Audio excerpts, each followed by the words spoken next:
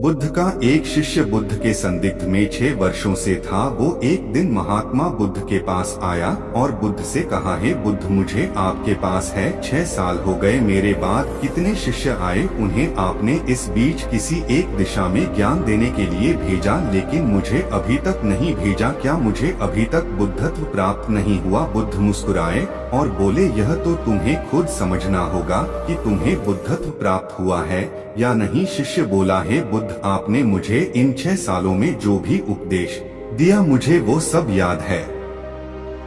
आपकी बताई एक एक बात मुझे याद है। आप मुझसे भी पूछ सकते हैं, मैं आपको हर उत्तर देने के लिए सक्षम हूँ। आप मुझे एक मौका तो दे ताकि मैं किसी भी दिशा में जाकर लोगों को आपके ज्ञान के बारे में भी बता सकूं। बुद्ध ने कहा, ज्ञान की बातों को याद रखने से कुछ नहीं होता जब तक आप उसे अपने आचरण में ना लाओ। जब तक आप किसी भी चीज को अपने आचरण में नहीं लाओगे तब तक आप दूसरों को नहीं कह सकते कि वो उसे अपने आचरण में लेकर आए। शिष्य ने कहा, जो भी हो कृपया आप मुझे एक मौका दे, आप मुझ पर भरोसा रखें।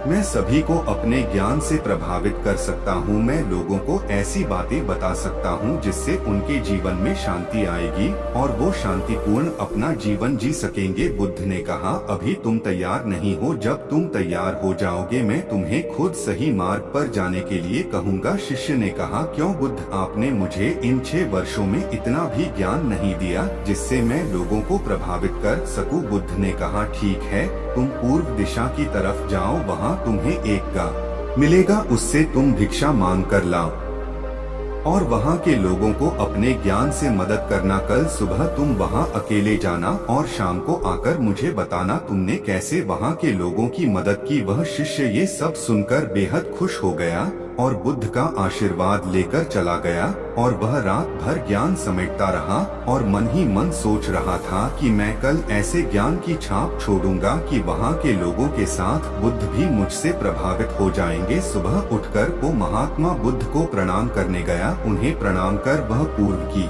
तरफ निकल गया। शाम को जब वह वापस आया तो बुद्ध ने देखा कि उस शिष्य के माथे पर चोट लगी है और खून बह रहा है। बुद्ध ने उसे पट्टी की और पूछा, तुम्हें यह चोट कैसे लगी?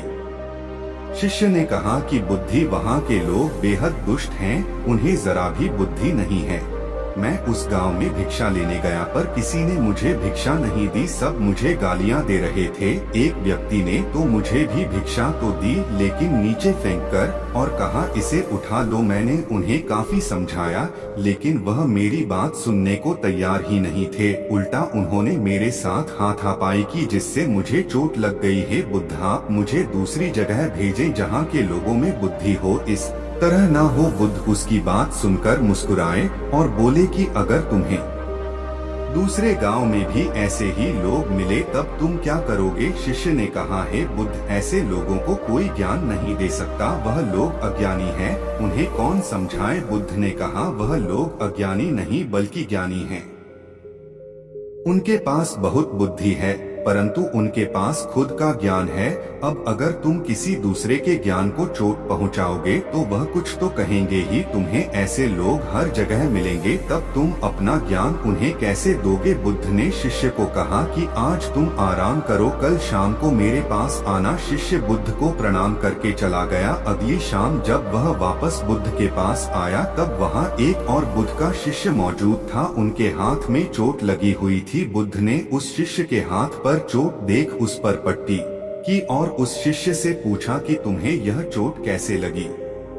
शिष्य ने कहा, हे बुद्ध, आपने पूर्व के एक गांव में मुझे जाने के लिए कहा था, वहीं मुझे यह चोट लगी। बुद्ध ने कहा, वहां तुम्हारे साथ क्या क्या हुआ, तुम मुझे बताओ। शिष्य ने कहा, हे बुद्ध, वहां पर मैंने सबसे भिक्षा मांगी लेकिन किसी ने मुझे भिक्षा नहीं दी। एक व्यक्ति जिसने भिक्षा दी थी उसने भी वह मुझे जमीन पर फेंक कर दी और कहा, उसे उठा लो। मैंने चुपचाप उसे उठाकर अपने पात्र में रख लिया और उसे कल्याण का आशीर्वाद दिया। तब उस व्यक्ति ने मुझसे कहा, आप बड़े ही अजीब व्यक्ति हो, मैं आपका अपमान कर रहा हूँ और आप मुझे आशीर्वाद दे रहे हैं। मैंने उनसे कहा कि आप धनी हैं, आपने मुझे दान दिया है, इसलिए मैं आपको आशीर्वाद दे रहा हूँ। फिर वहाँ से मैं आगे गया तो कुछ लोगों ने मुझे वहाँ से जाने के लिए कहा। उन्होंने मुझे कुछ अपशब्द कहे और मुझ पर कुछ पत्थर फेंके, जिससे मुझे चोट लग गई। जब मैं वापस आ रहा था तब मैंने एक माँ को रोते हुए देखा। वह अपने बीमार बच्चे को लेकर चिंतित थी। मैं तुरंत जंगल से जाकर उसके लिए जड़ी बूटी ले आया, लेकिन वहाँ के लोग मुझे जड़ी बूटी देने नहीं दे रहे थे। फिर मैंने उनसे विनती की कि वह मुझे उस बच्चे का इलाज करने दें। उसके बाद वो जैसा कहेंगे मैं ठीक वैसा ही करूँगा। फिर जिस व्यक्ति ने मुझे भिक्षा दी थी उसने गाँव वालों को समझाया, तब उन्होंने मुझे उस बच्चे को जड़ी बूटी लगाने दी। उसके बाद वह बच्चा ठीक हो गया। फिर गांव वालों ने मुझसे अपने किए गए अभद्र व्यवहार के लिए क्षमा मांगी और मुझे धन्यवाद कहा। फिर मैं वहां से वापस आ गया।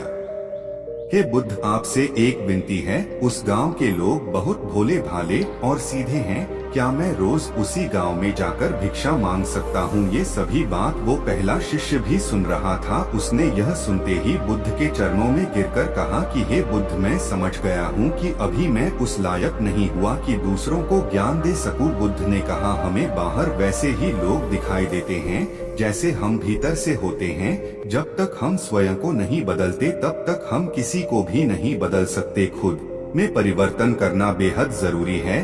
कोई भी बात बताने से पहले उसे आचरण में लाना बेहद जरूरी है, क्योंकि आचरण में लाई हुई चीज को बताना समझाना बहुत आसान होता है और उसे लोग बेहद आसानी से अच्छे से समझ पाते हैं। दोस्तों, आपने क्या सीखा इस कहानी से कमेंट में जरूर बताएं।